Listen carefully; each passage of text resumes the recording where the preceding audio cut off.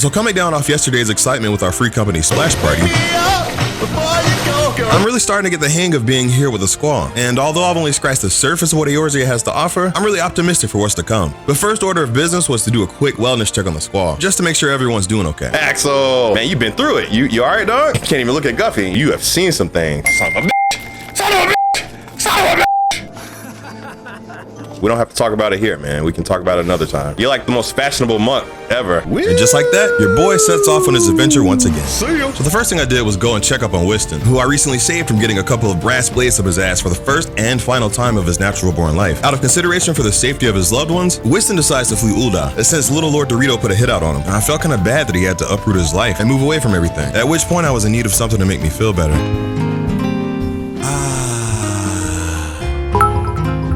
Kingdom Hearts, like that's awesome. Hey, my bad. I didn't know you guys were waiting in the chariot. I was vibing, man. I ain't gonna lie. I was getting my vibe on. You feel me, right? All right, I'm gonna get in the car. So at this point, I'm catching a ride back to the quicksand where Momodi tells me I now have access to sleep at the inn. Yeah. Along with side quests being opened up to earn some extra gil. And speaking of funds, I forgot that everyone in Eorzea leans heavy on the altruism tip. So before I realized what was happening, somebody gave your boy 1,000,000 gil. Oh, yeah. I gotta learn continuous dancing at some point. We got the whole FF15 game? Final Fantasy Yin and Yang. Got a chicken photo bomb. I saw you. How you gonna turn away? So anyway, Momodi sends me off to her little homie Danan, who may have some work for me. And of course I accept and keep it moving. Feels good to win. What in the chicken hell? The fate of anyone who's not a vegetarian. The chickens will rise. Man, the footwork. But now you're just showing off. Wait till I learn some real dance moves. Oh. My bad. They're waiting for me to get in the ride. Where's Iggy and Gladio? It's all good. We're cooler anyway. Let's roll. Let's get up out of here. Yeah! Hey, Noctis, man. Let me ask you something. Remember the campfire scene? How many times you have to rehearse that before you did it? More than I can take. Yeah, you're right. That's kind of disrespectful. I mean, I'm sorry. I'm gonna go ahead and just... Let me get on out of here, man. You stay strong, Noctis. Look, listen, Prompto, let me talk to you over here behind the chocobo. I wasn't actually trying to disrespect him. Sometimes I take it too far. Yeah, appreciate that, man. I think he's pissed. I need you to go talk to him later. I ain't a dick.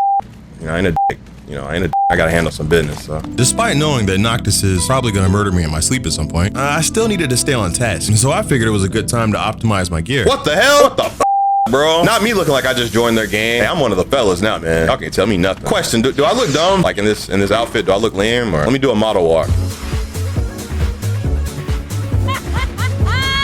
You didn't have to laugh. So while slaying these crystal hemorrhoids up in the mines for drunken stag, I couldn't stop thinking about my interaction with Big Mama Crystal and why I can't stop blacking out from these visions. Like, what does all of this mean in the grand scheme of things, you know? And how is it gonna affect my adventure from here on out?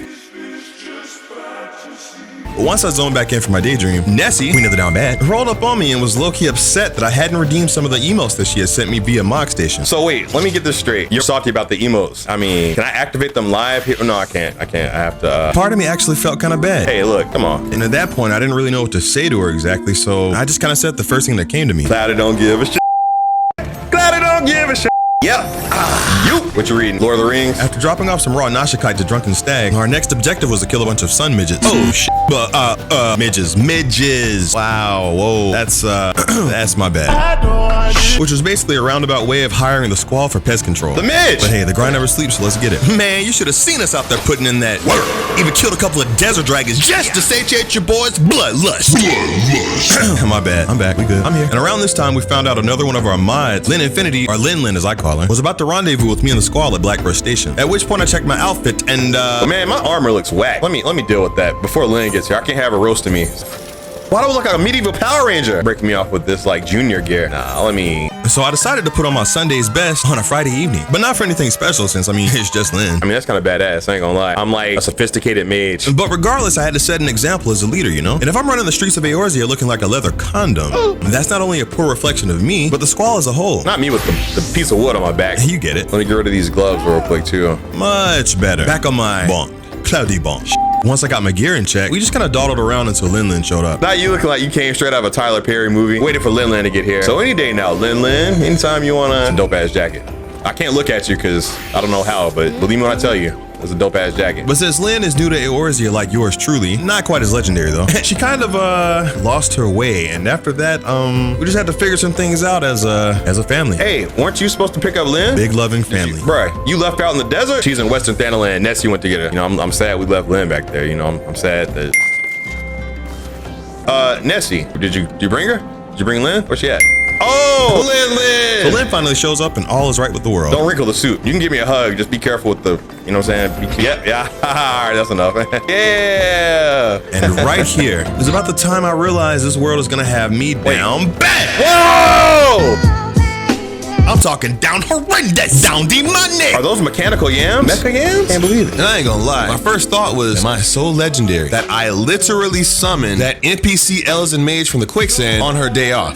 What the? You see the yam? Down subterranean, man. Hey, she still looking? Like, I don't even know how to focus on my quest anymore. I can't be legendary with all these cheeks out. The Squall has opened the bakery for ya boy. But at some point, it was too hot for me to handle, so my boy Pronto had to scoop me up on a flying robot. It's the most baller shit ever. Oh! This brings a new meaning of swag and surf. I'm just saying. But before hopping right back into the MSQ, everyone took a beat around the campfire, and I took a moment to get real with the Squall and just kind of speak from the heart for a bit. Now that I've stepped into this world, like, I don't know how to play other games. You clowning me during my own speech? God damn it! Man, I'll snatch the clown nose off your face, cuz. Pepto-Bismol, we take a seat back on the ass pillow. You know, the addiction has begun. I don't know what to do. Everyone here is like, we finally got Cloudie into FF14. How do I moderate myself in playing this game? Like, do you guys do just what, 2-3 hours a day? How do you do it? You know, I would love to know, because I'm already hooked on the shit. One thing I've learned while being here in Eorzea is that anything can go from 0 Like, I'm a higher level than McGuff, I think. I'm level 13. Let me check McGuff. She ain't on my level. to 100 23. Damn it! Damn it! Guffy! to random as f.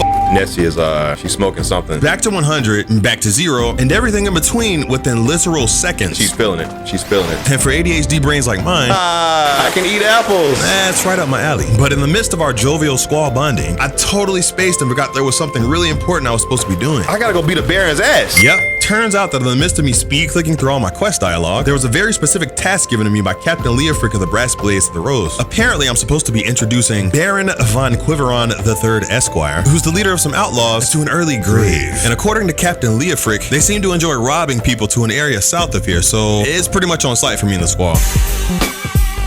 But before we could ride on the Baron, we had some more pest control to deal with. Guffy, don't turn around. Say hello to my little friend. But I handled it like a champ, so it's all good. Is it dead? It was also suggested to me that I put on my recommended gear before we go kill the Baron, which needless to say, it kind of sucked. But hey, you do what you gotta do. I went from dapper to dud. And after all that, it was time for me and the Squall to make our move.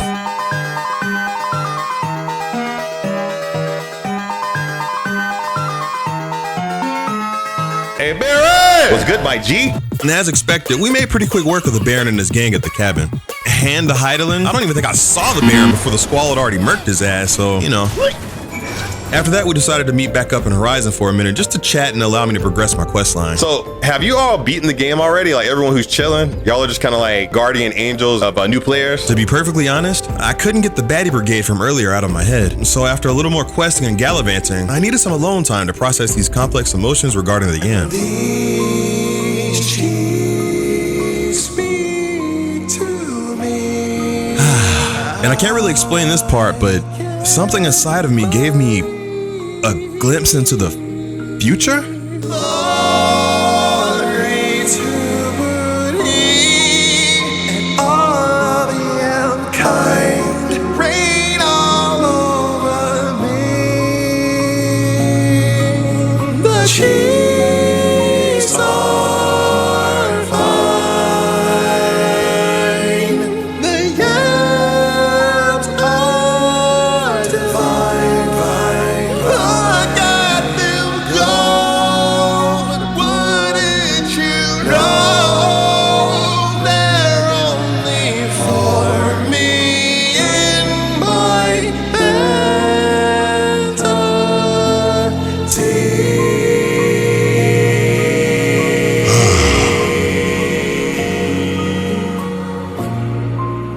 Now that I had a clear mind and firm grasp on what's important in life, Mama, pick me up, please. I got back on my journey. But somewhere along the way, I felt obligated to have a quick heart-to-heart with Guffy about levels. 2 dungeons my ass. You still level 23. I'm level 15. I'm on that ass. I'm gonna be level 24 soon. Then what you gonna do? Huh? Then what you gonna do? Talking that good shit, huh? Nah, you'll be all right. After that, I was chatting with some locals when Fufalupa of the Brass Blades ran up, who accidentally overheard this woman named Marilda talking about bandits and their plans to obtain Nashikites stolen from Copperbell Mines, which is the same shit I was collecting for Drunken Stag earlier. Glad I don't give a shit. Fufalupa runs off to inform his supervising officer, Captain Bladewind. But surprise, surprise, this nigga is corrupt and working with the bandits. And according to Bladewind, he's under direct orders from Little Lord Dorito. Fufalupa is heartbroken to learn that his supervisor ain't shit. But in reality, Bladewind is just trying to make that coin like any sellsword.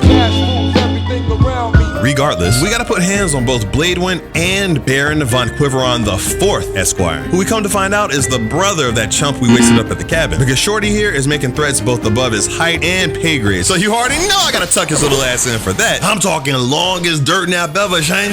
So I noticed that Fufu dropped Brother Baron pretty damn quick, while I finished off the supervisor and then helped him clean up the other brass blades. So after we f***ed up their plans, Leofric appears and informs Fufu that Bladewind is full of shit. He pretty much lied on Little Lord Dorito by claiming that he was sanctioned by him to collaborate with bandits and perform the smuggling, when in fact Little Lord Dorito wouldn't even waste time with something like that. Leofric assures Fufu that yes, there are greedy people in the Brass Blades, but not everyone is corrupt, on account of how honorable Fufalupa really is. And since Bladewind is now stripped of his rank and about to get a salad tossed in prison, Fufalupa is now the acting captain of the Brass Blades of the Rose. And at this point he's touched beyond words and can't hold back the tears.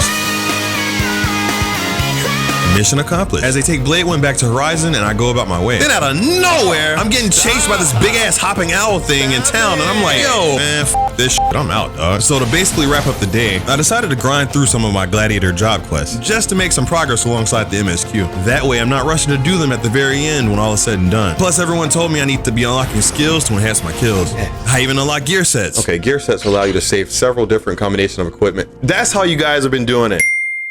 That's how you've been outfit flexing. And now that I have glam at my disposal, I feel a bit more advanced here in Eorzea. But at the moment, the quests are my top priority. Speaking of which, I was having a chat with my guildmaster Mila when her ex-boyfriend came through. And then I suddenly remember this is that dude, Aldi, who I met a while back at the quicksand. She's screaming really loud about how she thought he was dead and literally ghosted her. But for her to be this angry, homie must have been clapping my guildmaster's cheeks like she was on the MSQ, longsword style.